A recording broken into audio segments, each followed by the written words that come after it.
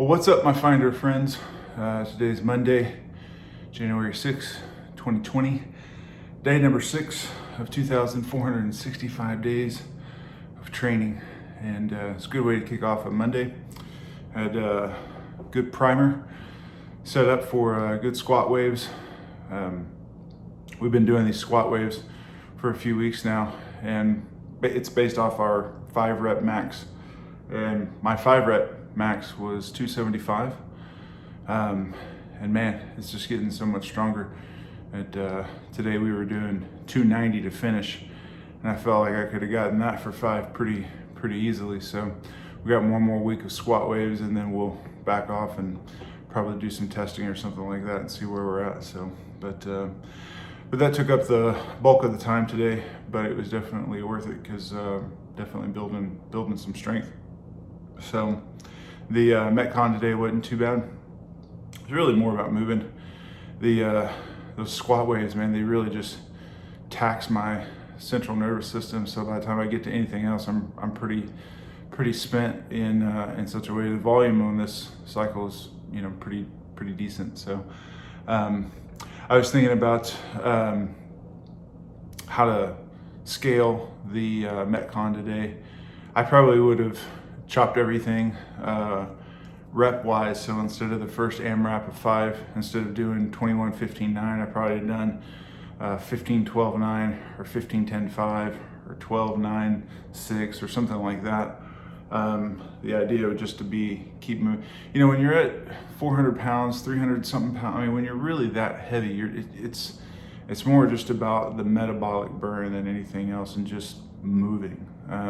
Especially if you're coming off the couch, that's the most important thing. I didn't ever worry about doing strength training when I was at my heaviest. I didn't worry about doing squat waves or bench press or deadlifts a lot. I mean, I really was just doing a lot of Metcon stuff, just a lot of metabolic conditioning, just moving my body and getting it primed again. If you're coming off the couch, I hadn't been doing anything, you really can't spend an hour and a half in the gym. It's just going to be too much. You need to get in, get good and warmed up, get a good sweat going, hit a Metcon, and range it from 9 minutes to 20 minutes, but I really wouldn't go much more than 20. I mean, there were some days I remember, like, I was trying to do a Metcon that was like 35, 40 minutes long.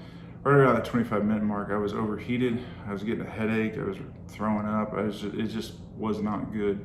That was too much. It was just way too much. And I suffered for the next couple of days until my body could recover. So if you're coming straight off the couch, it's not a good idea to hit it that hard, where it takes you a couple of days to recover. It's better to get in and just get some movement going and stay healthy so that you can keep training.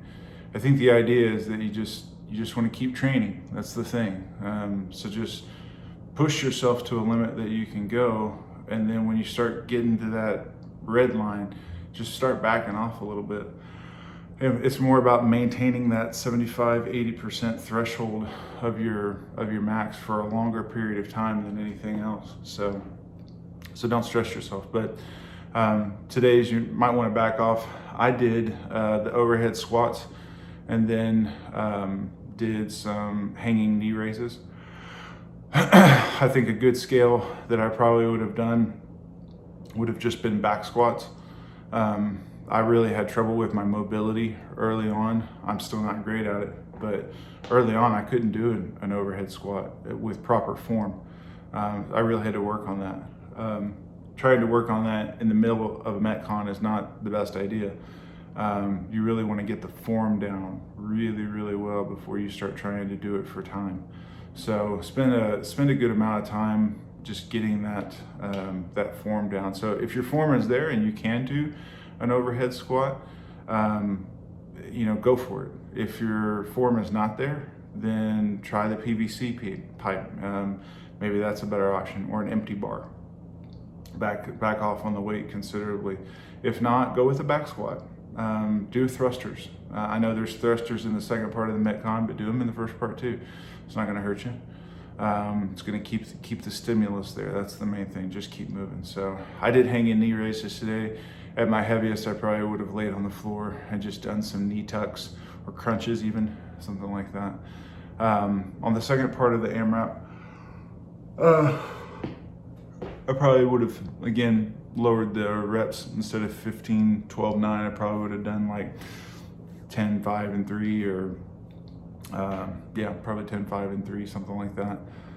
Somewhere in that neighborhood, or maybe 10, 7, 5 if you're feeling really wily.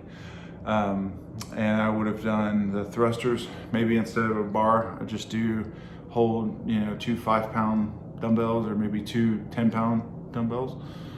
Those work just fine. Just something to get the stimulus again. And then instead of the chest to bar today, I did banded pull-ups, and that might work for you. I'm continuing to try and lessen the bands more and more, but you could have done jumping pull-ups, ring rows. Ring rows are probably the best go-to. I really did those a lot early on, so hopefully there's some good scaling options for you. Did a little body armor to finish up today, so overall it was a good day of training, and really appreciate you joining me once again. So go find your fit. See you tomorrow.